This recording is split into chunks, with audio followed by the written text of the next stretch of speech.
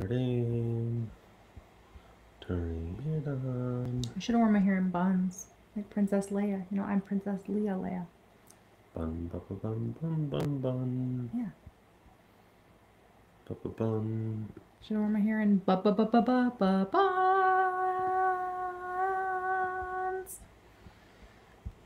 Uh-oh.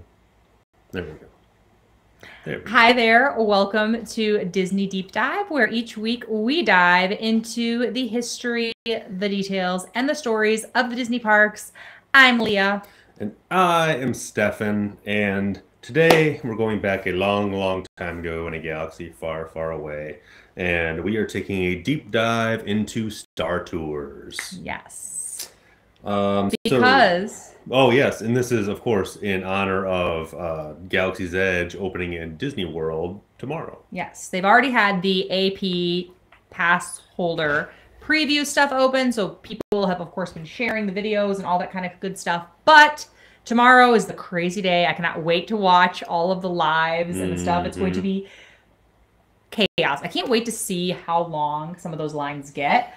We were watching Universal when over the summer they did Hagrid's. Remember that? Hagrid's, can't think of the name now, but the motorcycle roller coaster, yeah. And the rides were crazy. Some people who we watch on YouTube were in line. It was like 13 hours they were in line. Yeah. So, hi Gigi. If you are live, let us know and we will love to chat with you. Our friend Gigi is live, and if you're watching the replay, you can comment and we will respond to you on there as well. But ready to get going? We are talking about Star Tours. Yes. So, as usual, we start out with, well, let's just get a quick synopsis. Star Tours, in case you didn't know, is a motion simulator attraction based on the Star Wars film series that debuted in Disneyland on 1987. Yes. What is your, because we always start with that, and I think that's really interesting. So what is your personal, you don't have to go into all of Star Wars yet, but Star Tours for you? Yes, well, in case no one knew, Star Wars is a personal fan favorite of mine. I grew up on it long before Disney owned it. And I've been a huge fan for a long, long time. So Star Tours, when going to the parks, was always one of my favorite things to see. Now, as we've mentioned before, I've only ever been to Disney World. So I experienced it there. And that was always... I had mixed feelings about like the outside part of it because it's huge and it's awesome. So you have like the Ewok village and you have the AT-AT and everything. And the AT-AT's awesome, but then I'm also like, why the Ewoks? Because Ewoks to me were lame. And I think they're adorable. So there was a lot about it where I was like, eh. But then the majority of it I thought was just awesome because it was like it was a Star Wars themed ride. And this is long before, I mean, the first time I went on it was probably 94. So was that when you were, well, did you go on it with your first trip? The first trip I did, yeah. Oh, well, no, it would have been even before that because you were 6. So 94, you would have been like 92 or 93 probably. Okay, so 92 or 93, first time I went on it. Yeah. Thought it was awesome. And it was one of those things where like, you know, it was before I was able to go to like comic conventions and before it had like really permeated through society and stuff. So being able to like go through the queue and see like droids and stuff like for real was a really cool thing. And I was really excited about it. I don't have a whole lot of memories about the ride itself. It just, I mean, I remember bits and pieces, especially from watching like POVs this week of the original ride and the updated ride. Like I remember sort of like some things, but it was more about the queue and the experience and being able to see those things firsthand. That really got me. But it was always one of my favorites, just by the merit that it was Star Wars related, and it's one of the ones that I always wanted to go to. In fact, when we went later on, when did we go? 2014? No, 2015. 15, yeah, 2015. We got to see the updated one, which we'll talk about. But seeing it then was, I think, was more special. Yeah. Seeing it as an adult. Well, I definitely think so. Because for me, and my story is a lot different than his, I also wrote it in the 90s. But when I wrote it, it was, I knew enough to know that this is like a cultural phenomenon. Like had a little bit of awareness of the movies. I had a really good friend in elementary and like intermediate school who was very into Star Wars, so I knew a little bit from her, but it wasn't a personal thing that I was super into or my family was super into, but I knew enough, went on the ride. Again, didn't leave me with a huge impression of any kind, but then when we went on the ride together with our oldest, who at the time was almost 5, I loved it. I loved it so much. And actually, that was the first ride of that trip. So that was kind of cool as well. Because remember, it was night. It was when Osborne Lights was still at Hollywood Studios when we went. I'm going to hop over to the live. If you're watching the replay, I'm hopping over to the live chat. So Gigi says, Star Tours is one of my top 3 rides. Awesome. Good. You're going to hear a lot of cool info. And Gigi, you have been on it at Disneyland, right? Because you haven't been to Disney World, I'm pretty sure is right. She says, never seen the movies, but love the ride.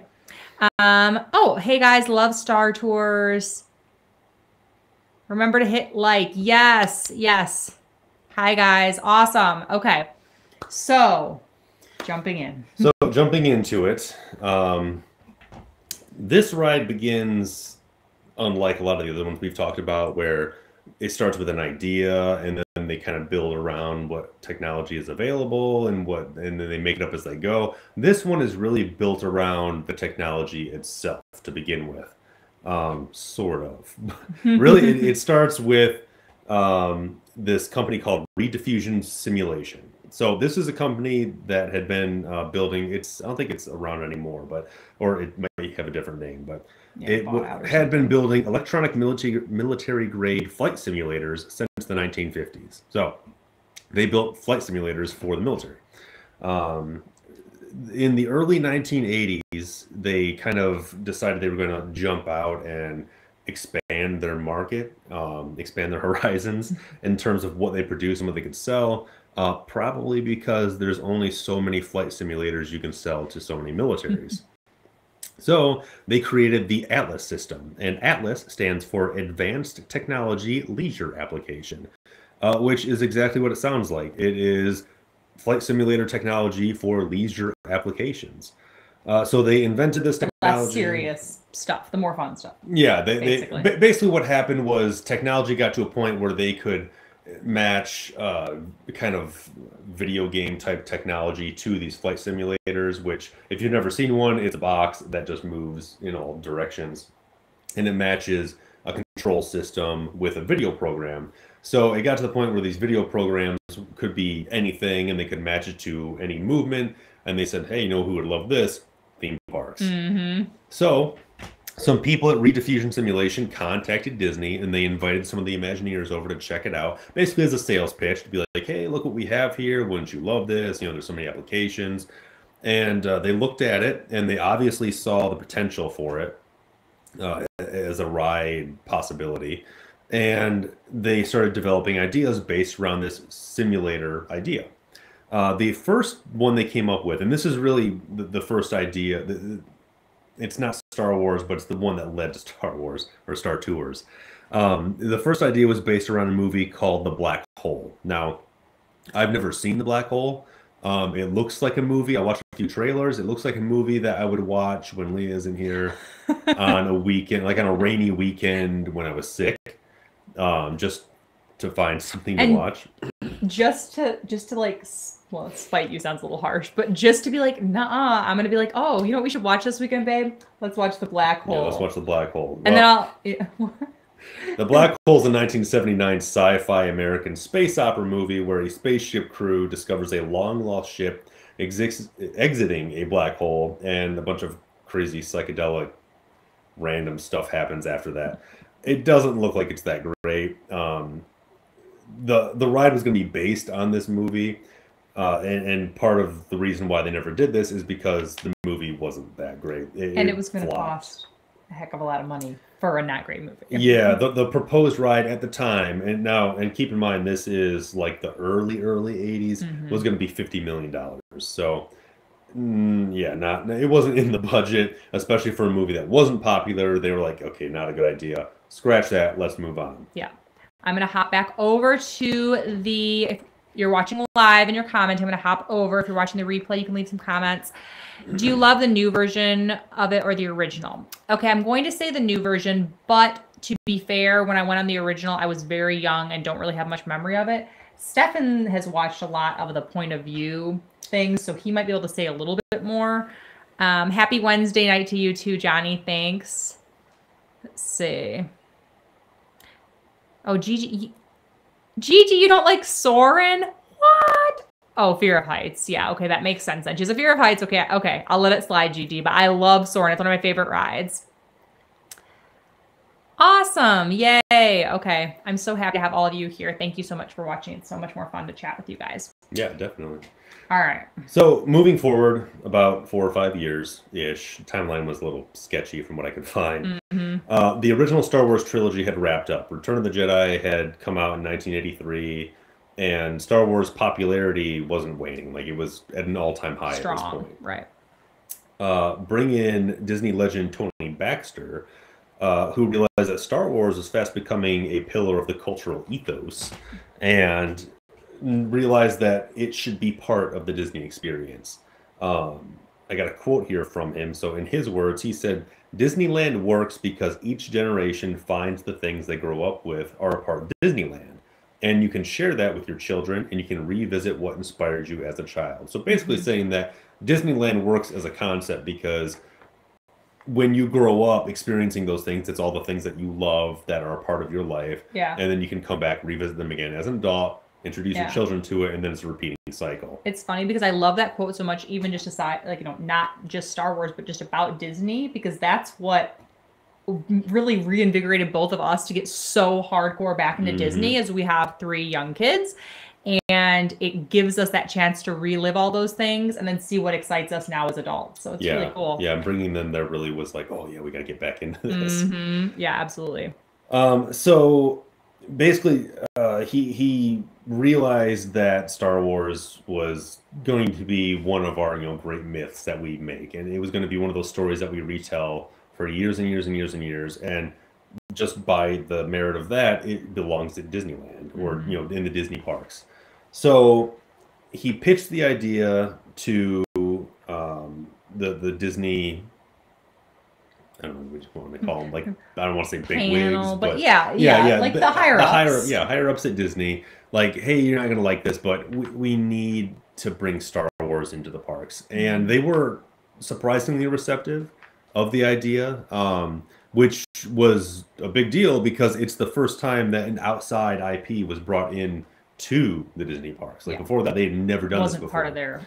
So it was a brand new idea. So it kind of like laid stagnant for a little while, not super long, but it was an idea that had been broached. They were like, okay, they had Star Wars on the mind. They were thinking, we've got to bring this in somehow. So around this same time, new Disney CEO Michael Eisner was eyeing up new attractions in an effort to bring in teen and young adult demographics to help boost poor attendance numbers, because around this time in the 80s, attendance at Disneyland and Disney parks in general wasn't that great. Yes, which we talked about too, about how there was a real focus. We've talked about this on previous episodes, how there was a real focus. We really found digging the research about merch, and people started kind of being like, well, yeah, we're not here for that, or well, we are, but not just that. But it shouldn't be the focus. Yeah, so attendance was poor. They were trying to reach a larger demographic, so they started looking at different ideas and concepts to bring in that demographic. This led to Eisner bringing on Michael Jackson to create the Captain EO show, which I didn't actually get a chance to watch. I would really like to, though, because it looks crazy and awesome. It's like a sci-fi futuristic show featuring music and Michael Jackson. So it's something I want to watch, but I haven't gotten around to it. I'm sure there's a DVD out there, or when Disney Plus comes out, it'll probably be in there. Yes, Disney Plus. We cannot wait. I'm going to hop over live one more time. See. Oh, okay. Yeah. No, we are not. If by going to Galaxy's Edge, you mean, are we going to be on Instagram, on YouTube, constantly watching people share that they're there? Yes, we're going. But no, we are not actually going. We wish. So with Michael Jackson as part of this whole thing, he had one main request, and that was that someone like Steven Spielberg or George Lucas had to be involved, to make it, super awesome, special and crazy. And yeah, he viewed those guys as like, okay, you're super talented. You can make the vision that I see in my head. So he wanted one of them involved. So George Lucas got involved, and he produced it. It was directed by Francis Ford Coppola, but George Lucas produced and was a big part of it. Now, with George Lucas a part of a Disney property, it gave him the chance to bring him into the parks. They toured him through the Imagineer, I don't know what you call it, the Imagineer offices. Yeah. So we got to see the workings and everything. And they proposed the idea to have a Star Wars themed ride to him. Now, the idea they pitched was, I've gotten conflicting reports of a roller coaster that actually sounded really cool. Like it would initially take off where Yoda would, like, the floor would drop out, and it would be as if Yoda was, lifting you with a force, then you would take off, which I think that idea is awesome. Pulling up, like, that would be really, really cool. And then other ones say that they originally pitched the simulator ride, from the start. So I'm not sure which it was. Probably the simulator one, because it seems like they just kind of pitched it to him and he was like, yes, this sounds great. I've heard of these simulators before and I love this idea of story and technology coming together. Let's do this. Which is, I mean, those rides are popular now. Like there's lots of the simulator ones. Yeah, it may be a mix of both, but either way, he was on board. Yep. And he got into it. And I just lost my spot in my outline, so let me find this real quick. So this is just, real life. It happens. Stefan was like, oh, I'm going to go print out these outlines, because he types these up. He gets it. We have usually a piece of paper. Well, today we both have our phones, and no, we're not, on Instagram or anything right now. We are reading our Google Docs because, we just got to work with what we have tonight. Actually swiping through my phone as as you rattle off all this stuff, yeah. Okay, so George Lucas is involved. They get started. Construction officially begins on the project September 2nd, 1985. It was going to take the place of the Adventure Through Inner Space ride that had been there since 1967. Yeah. So a long-standing ride, but it had already, by that time, it looked outdated. They knew that it was waning in popularity, and they wanted to put something else in there. So this was the perfect space to fit this new Star Tours ride. When they began, they purchased 4 of the flight simulator units from Rediffusion Simulation, and those were about $500,000 each at the time. Right, 32, 33 years ago. So, yes. Yeah. And because they were going into an existing building, they weren't building this from scratch. They didn't tear down the old building and then build this up around them. So what they did is they actually had to open up the ceilings of the, like, prefab the areas where they were going to go, open up the ceiling of it, and then crane these things in from the top, which created... What an undertaking, oh my gosh. Yeah. It created like a logistical nightmare, because you're talking about these giant units, that weigh like 2 tons, that cost all the money in the world at the time, and they have to carefully lower. I mean, if you see, because there's pictures and footage of them lowering them in, the space, like if this is the simulator unit, the hole they were putting it into was about this big, so not a lot of room to work with. But they got them all in there without any sort of issues, and they got them dropped in. And there weren't any real problems. As far as construction goes on this ride, no major issues. There are just some things that where it was like, oh, that looks a little fishy, but they made it work. One of the biggest, well, not even biggest, one of the hardest challenges of the ride was building the actual flight footage itself. So if you've never been on the ride, basically you're sitting in the simulator and you're seeing footage on a screen and you're kind of like flying through it. Now, at the time, CGI, basically, I mean, it existed, but it was basically non-existent. They could not just program this stuff into a computer and be like, there you go. Well, a lot of these, I'm so sorry, but these don't sound that amazing. But then when you really dig deep, it's like, no, think of the time. Like now, sure, that wouldn't be a big deal. But then that was a huge undertaking. And what they were able to do is incredible. So they couldn't just take footage from the movies either, like because they were building it around an original story and it had to be new content and they didn't want to just repurpose things. So they had the effects wizards at Industrial Light and Magic create brand new scenes using these same techniques they used to make all three of the Star Wars movies Yeah. to create these new scenes. And they did it the exact same way they did in the movies. So a lot of these were really involved. And if you don't know how they did those, it's a lot of models and then tracking shots and moving models around these shots. And it was just super, super heavily involved and took a lot of effort. Some people said that it took more effort to make these shots than it did to make the actual movie, though I'm not sure if that's true or how it would be true, but still it took a lot of work. So after all of this work and everything was put together, the ride finally opened January 9th, 1987. Good year.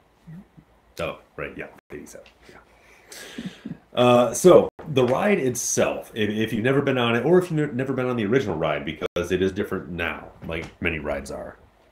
The story of the ride takes place right after Return of the Jedi, and this is the original version. Takes place right after Return of the Jedi, and the idea is that you are a space tourist traveling around different planets with the Star Tours travel agency, and you're going to the forest moon of Endor. And now, if you don't know what that is the planet that they're on in the forest planet with the Ewoks in Return of the Jedi, where the Death Star is. So, I guess you would have to see the movies to know that too. Yeah. So, Yeah. But now that the Empire's been defeated, it's safe for people to travel around the galaxy. So Star Tours is open for business, taking people all around the place and checking out different planets.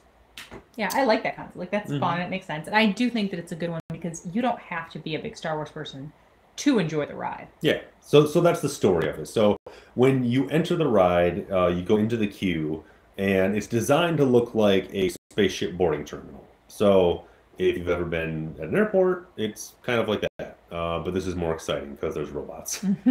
Always more exciting with robots. So it plays the whole idea up. They have posters that advertise trips to other planets within the Star Wars universe. There's a paging system. Oh, that's yeah. like a paging, radioing. blah, blah, blah, yeah. A lot of the queue actually is just leftovers from the Adventures in Inner Space ride. So if you look at the two compared to each other, it has the same winding track, the same screen. A lot of the stuff was the same. They just repurposed it, which is something that Disney does really, really well. Oh, yeah, very well and all the time. And we were having a conversation, we were talking about this, about how, and if you go back to some of our other episodes, shameless plug, you can see that we talk about this almost every week. But we were talking about how Disney obviously is a huge powerhouse, but they're very smart with their money. It's kind of like how, wealthy people, but they're still, saving and, getting deals and, buying coupons. things. I don't mean like cutting coupons, but I mean, they're buying smart, right? And they're being smart with their money. A lot of people who have a lot of money are still very smart with their money and thrifty with their money. And Disney does the same thing, just on a much larger scale, of course. But it is pretty interesting to see how they can repurpose these things and think smart so that they are able to do such incredible things. Yeah, so a lot of it was just kind of repurposed, which was fine because it's not like you'd ever notice a difference. Right. Because there's so much else going on around you that the parts that they did reuse just kind of fit right in anyway. So this in the queue, that's where you see R2-D2 and C-3PO. There's a lot of other droids in there, and that's the part that droids are not Stefan's favorite. If you're a Star Wars person, just know that. It seems like there was a point, especially in the 80s, where they were like, it's all about the droids and the Ewoks. Like, I watched like the Ewok adventure movies multiple times when I was a kid. Never liked them. But I still watched them because they were Star Wars, but I never liked them. And same with droids. That was like my go-to where I was like, okay, this is not going to be something I enjoy very much if it featured droids or Ewoks. And there was a lot of that. Well, I drive him crazy now because I love porgs, and he's just like, porgs. But I think they're adorable. I love them. I'm sure they're delicious. Rude. Tastes like chicken. Oh, that was terrible. I do not think they're sheep porgs. So, funny thing about the droids is there were the droids that were like the astromech droids that looked like, they were straight from Star Wars. The ones where I was like, oh, that's so cool. I'm so excited. I'm seeing this for real. And then there were the ones that were like clearly Disney created droids, and they never really looked like they fit. Like they just something about them. I was like, okay, those don't look like they belong. They look like robots, but they don't look like robots from the Star Wars universe. They just the theming like doesn't match up. And actually, this comes to the live chat. Once again, if you're watching the replay, I'm hopping over to the live chat, so always try to watch live, but we love you on the replay as well. Gigi says, oh no, Stefan's gonna panic. What are droids and Ewoks? She says, tastes like chicken. Leah, you are too funny. Oh, thank you. No, okay, so droids are, do you know who R2-D2, the little blue and white guy, and then C-3PO is the bright gold metallic? Droids are robots, and Ewoks are tiny teddy bears. Yeah, the Ewoks are the little cute teddy bear ones. So the parts that I'm like, oh, and he's just like, oh, brother. But yes, okay. So back to the droids. Oh, thank you. Yes, exactly. Okay, you were filled in anyways in the live chat. Go ahead, Steph. The reason they look so out of place is because a lot of those other ones, like the ones that were moving and talking, were just repurposed animatronics from other places in the parks. So they weren't created for the ride to make it look like they were part of that universe. They were just other robots that they had lying around. So this was obviously just a way to save time, cut costs, and the ones that you'll notice mostly are, what do they call them? They call them goose droids, I think, because they were repurposed from the America Sings show, and they were the geese robots that they just stripped the skin off of and then shoved in there. So you'll notice them because they have webbed feet, so that like the little feet will have like little webbings in them. That's funny. But those are the ones that look to me out of place, but it's because they weren't made to be part of that universe. They just existed. That's interesting. And put them in there. So just another way they save money and, not cut corners, but save money and time to get this thing open on schedule, which is, super creative. It's something they do all the time. There's a safety video that you see before you get on the ride itself that shows you like how to buckle your seatbelt, and it has like a bunch of the aliens, and I think it's got General Akbar, and it's got some Wookiees and stuff on it. So just another fun thing where it's playing into the whole idea that you're on like a space airplane, basically part of a space airport. Space airport, yeah. Then once you enter the ride, you were greeted by your droid pilot, RX-24, or Captain Rex. And he was voiced by Paul Rubens, who, if you don't know Paul Rubens, that's Pee Wee Herman.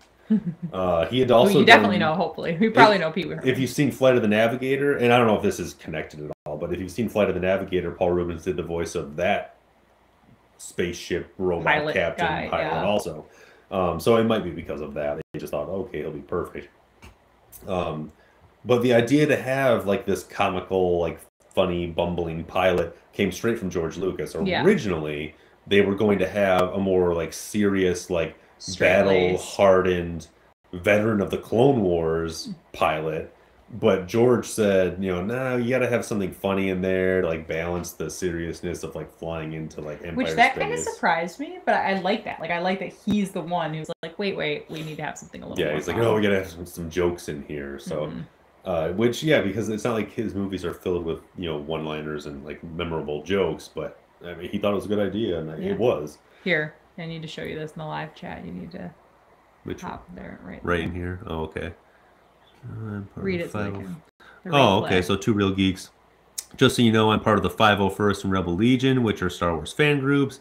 I was one of 4 that manned a 13.5-foot tall sand crawler. Nice. That's cool. That's We've got a 501st up here. I always see them at the local Comic-Con, and usually talk to those guys, but I don't have any armor or anything myself.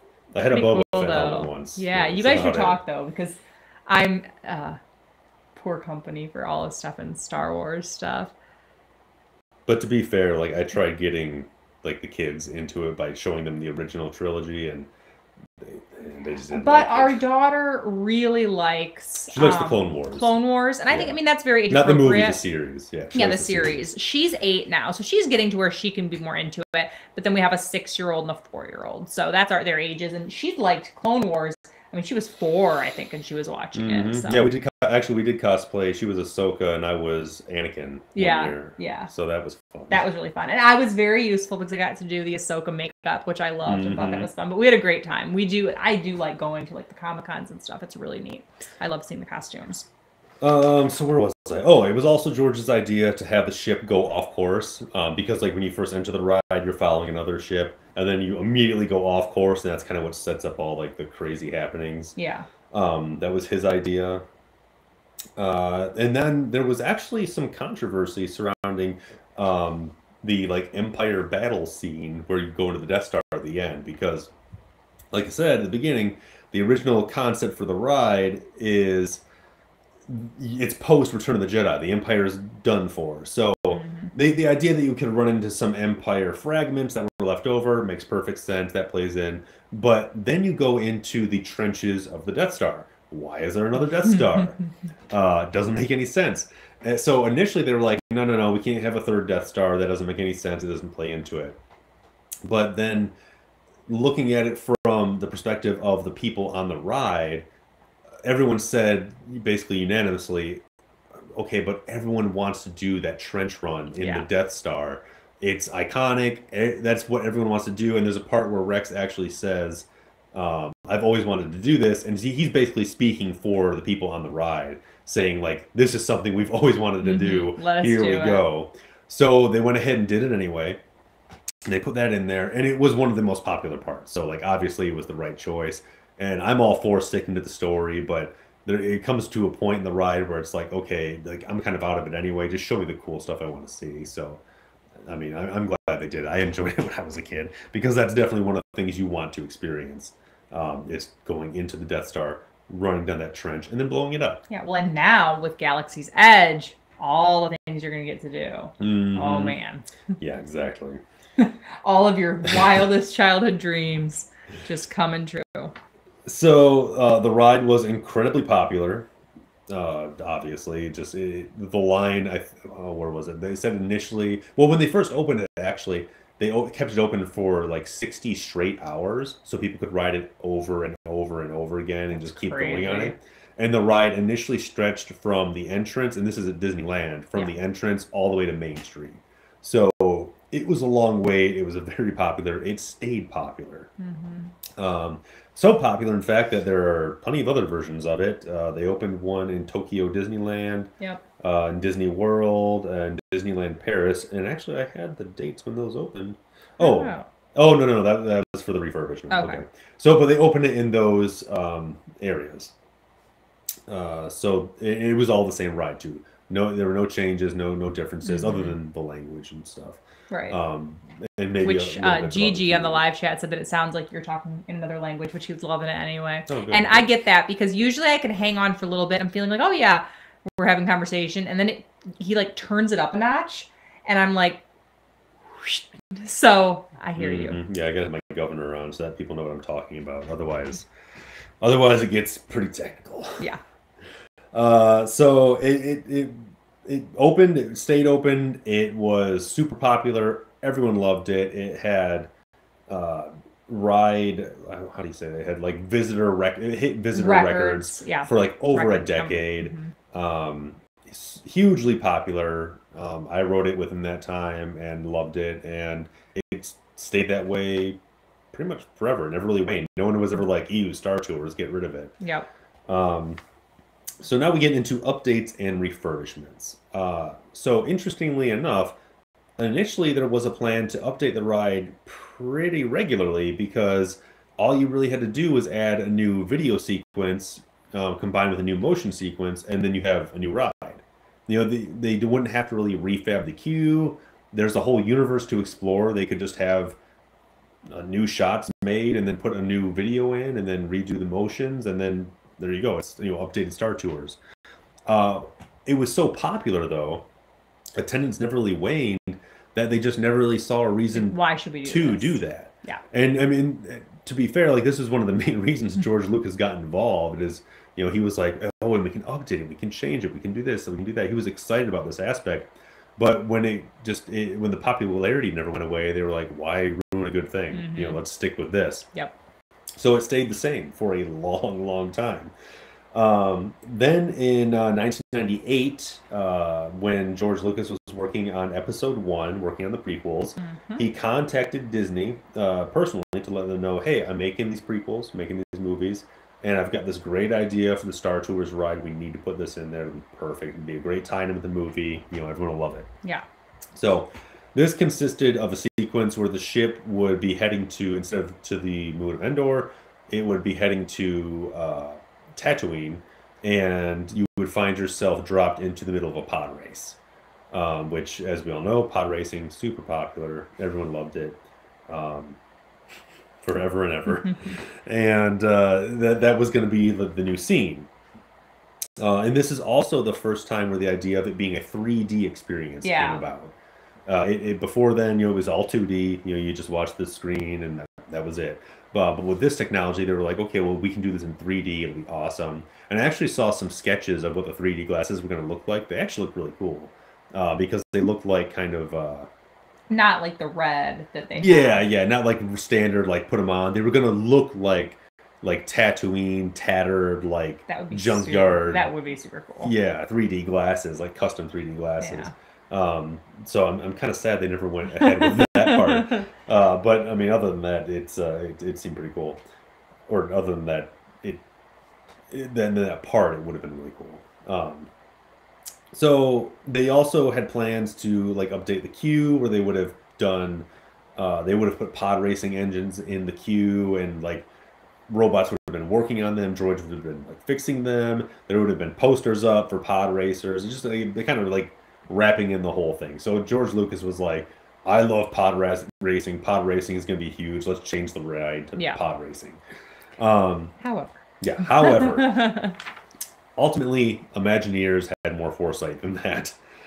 They didn't want to refab the entire ride, which, if you've watched any of our other episodes, you know that rides can shut down for months, sometimes years at a time to be refurbished. And they didn't want to do that to a ride that was still totally popular and everyone loved, just to put in this one scene from this one movie when they knew there were going to be 2 other movies after that coming up. Yep. So they put it off and they said, okay, well, let's see what happens in episode 2, so we can get an idea of what is going on in that movie. And then they said, okay, well, let's see what's happening in episode 3. That way we can have an idea and kind of tie the whole thing in, put it all together. And they never really moved forward with it. They did get, or no, they didn't, but George Lucas did tease it at, I think it was Star Wars Celebration in 2005. He said that they were planning a refab of Star Tours. Didn't have anything else about it because basically he was working off the knowledge that they kept saying, oh, well, let's wait and see what happens. Let's wait and see what happens. And I mean, by 2005, I think episode 2 had come out. Because episode 3 came out in 2007. Oh boy, I'm gonna get skewered if I get this wrong. I was in college, I know that. So it was around. Not skewered by me and Gigi watching live though, right, So Gigi? maybe it was 2005. I don't know. Look it up. I'll look it up later. Yeah, we can, and usually I will update if we ever are unsure of things. I do try to update in the info bar, and I put all of our links and information and stuff. So if there's ever anything that we talk about that we're unsure about, we will update too. Yes. So leave links. Anyway, George Lucas teases it and says, yeah, they're going to plan an update. They're planning an update for Star Tours. Just guys, like that. Isn't that cool? Why don't you want to go back and see how Star Tours is made? That's my George Lucas impression. Yeah, it's pretty good. So when they did finally decide to update the ride, what they came up with was this brilliant idea. And I didn't know this about this ride. I until I started researching it, I had no idea this existed. But they came up with a ride matrix. So what this ride matrix does is it allows you to travel to countless variations of different locations and different times and different events through the Star Wars universe, essentially making it so that you can experience endless versions of the ride as long as you keep on riding it, because it's all at random. So it would just pick this one and this one and this one. So the thing about this that makes it really, really cool is that it stays true to canon. So one of the main things that they wanted to do initially was they wanted you to go to Hoth and you would be at Hoth during the Battle of Hoth, and so there'd be AT-ATs everywhere and Imperial base and rebels and stuff. But they were like, well, we can't do that because then it screws with the timeline, and then we're either outside of it or too deep into it. Like it doesn't work. Ultimately, they consulted with George Lucas again, and he said, well, no, you could actually have them go before the Battle of Hoth, and then it would be like when the Empire had just set up a base, so it's not the actual battle, it's just a battle before that one. So, but the way they have the Matrix set up is that if you enter a certain version, it's not going to have you cross through times. So, like, if you know the movies, it's not going to have you going to, I don't know, Naboo during the droid army battle and then hopping over to Endor to blow up the Death Star too. It's going to keep you within continuity. It's going to stay true to canon, and it's going to make it so that things don't get confused or muddy, and it stays real to the story. Right. Which is awesome because that attention to detail. Yeah, that integrity is important, and they do a good job with that throughout the parks, and it's important that they do it at the rides. Yeah. So they went forward with this ride Matrix. They made it a 3D experience, and the ride opened. Let's see. Oh, first opened at Disney World. So Disneyland was the first one to have the ride, but Disney World got the first update. That opened May 20th, 2011. Disneyland was updated June 3rd, 2011. Tokyo Disneyland, May 7th, 2013. And Disneyland Paris, March 26th, 2017. Took quite a while. Yeah, sounds way late. I can't believe it took that long. Let's see. It was updated to be 3D, which we already mentioned. Which is very cool. The queue was also updated. It had a few new droids, had a lot of new jokes in there. Captain Rex, he was removed from duty and replaced by C-3PO, so no longer was Captain Rex your captain. C-3PO was in that position. And Rex can actually be found, he's in the queue now, labeled as defective. And I guess the way the timeline works now is, well, no, that's not right because you're on Jakku, so I don't think the timeline works at all. I think it just puts you at different points in the movies. Because I had read that the news story was that you were existing before the original trilogy, before episodes 4, 5, and 6. But now that you can go to Jakku and all those other places, that doesn't really work out. Okay. So I'm going to hop over to the live chat. And if anyone knows, hop in and let us know. So I am sorry if I missed a few comments here on the live chat, trying to keep up. But I love Two Real Geeks. Okay, first of all, we will be hitting your red button too. That's awesome. And then that your dog's name is Leia. Funny story about that is it wasn't when we first met, but one of our first dates, we went to one of those, we were just hanging out at this point, you know, and it was college age. Yeah. I was still in college. He had just graduated, and we went to one of those sandwich shops where you place your order and then you say your name. And so he did his, and, you know, we were just dating and flirting, and I laughed because they called him Stefan. He always gets Steven or Stefan, and it's Stefan. And then they called me Leia, and so he got to laugh at me too. Because I'm Leah, but I always get Leia or Lee, which is funny because my name is not spelled that way. But yeah, we always deal with that. And so our children, we have Haley, Connor, and Logan, because you can maybe spell, not so much Logan, but Haley and Connor incorrectly, but you can't really say them incorrectly. So let's see what else I missed. Love that you guys are chatting. Thank you so much. It really does make it so much more fun. I hate that canon word. Oh, that is in my lexicon. I use it all the time. Oh, yeah, he does too. I learned it in college, though. So. Learned it in college. Yeah. Oh, no, don't be sorry. Gigi said her phone froze. I went to Disneyland the ride the first time in 2013, so I got to experience only the new ride. And which, honestly, if you watch a POV ride through of the original version, I mean, other than the motion, you're getting the same experience because it's not 3D. So, and I mean, let's just talk about it, like the updates. Yeah. Because we wrote it after the update. Because we were at Disney in December of 2014. Was that 2015. So we got end of 2015. So we got the updated version. Not only did we get the updated version, we got the updated version with the footage from Force Awakens before Force Awakens actually came out.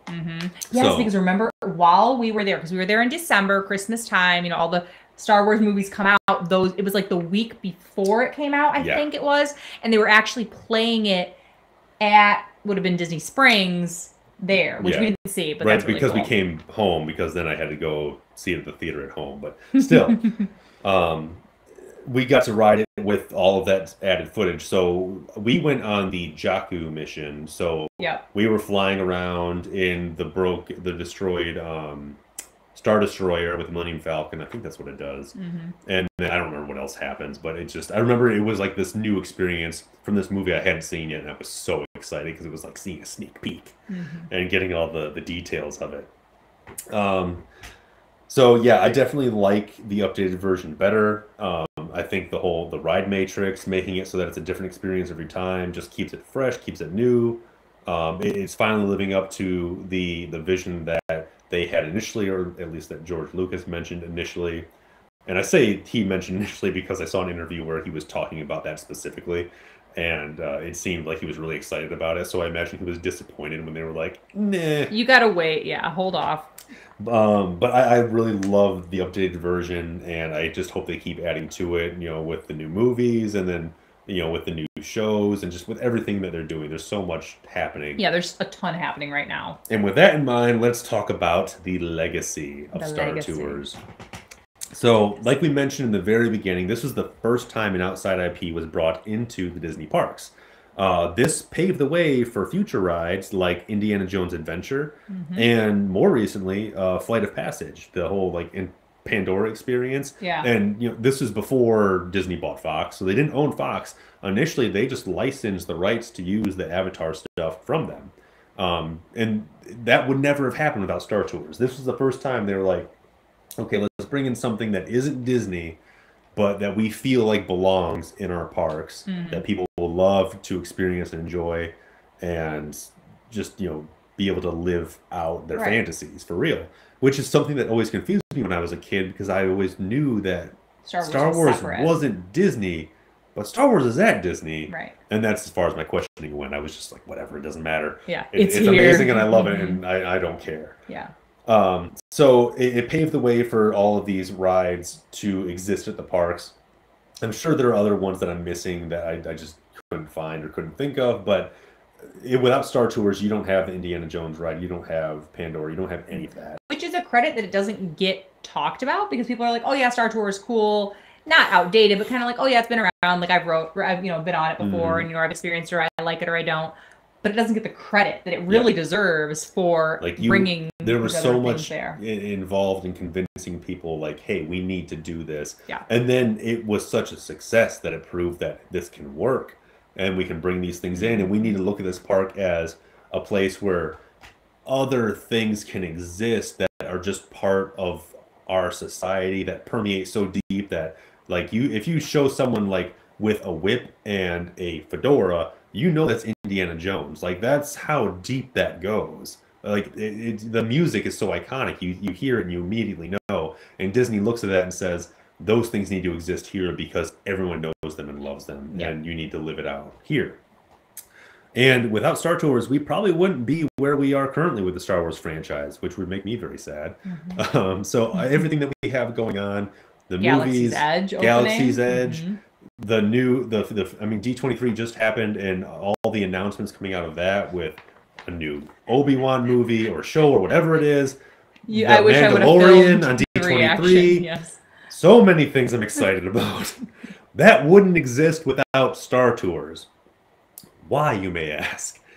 Well, when George Lucas was initially considering retirement, he personally reached out to Disney, and I thought I had written down the CEO at the time's name, but I didn't, and I should know that, but I know. But he reached out to him personally and said, hey, listen, I'm considering retiring. I'm considering selling the franchise. Would you be interested? They, of course, said, yeah, definitely. Yes. And ultimately, and yeah, this was part because he knew that they had the funds to buy it.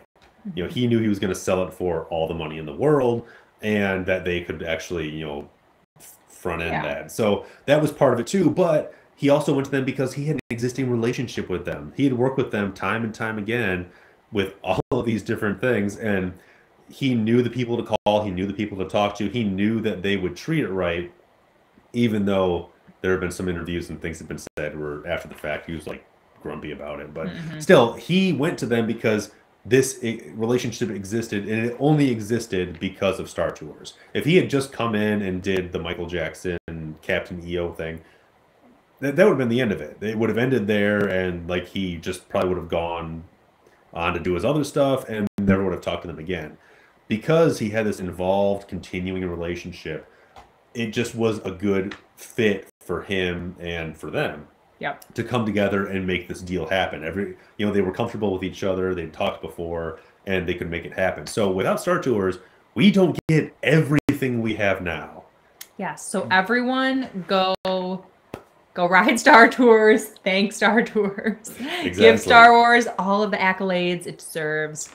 Because we don't exist in the world we live in right now without that. It just doesn't happen. Or it happens to a lesser degree. I'm very excited about this. Very excited. It's very serious. Okay, so now it's time for the fun fact lightning round. And I have special effects this time. Finally. We've been waiting for that for 6 episodes, baby. Hopefully people can hear that. Hopefully. We'll see. And also, for some reason, I'm a little nervous because we're using my very new laptop, and it sounds very noisy. It's got to be the speaker. Yeah, it's not the fan. Okay. Yeah. Anyway. Yes. Well, if you listen closely, you might hear my fan or our lightning round or in the announcements in the queue. Oh, yeah. If you hear I don't know how they say Egroeg, Sakul, or Matwaram, which sound like Star Wars names, those are the reverse spellings of George Lucas and Tom Morrow. I think it's fun. Tom Morrow, you remember from many Disney attractions. Captain Rex, and I saw it mentioned earlier in the comments, DJ Rex. Captain Rex can now be found in Galaxy's Edge at Oga's Cantina as DJ Rex.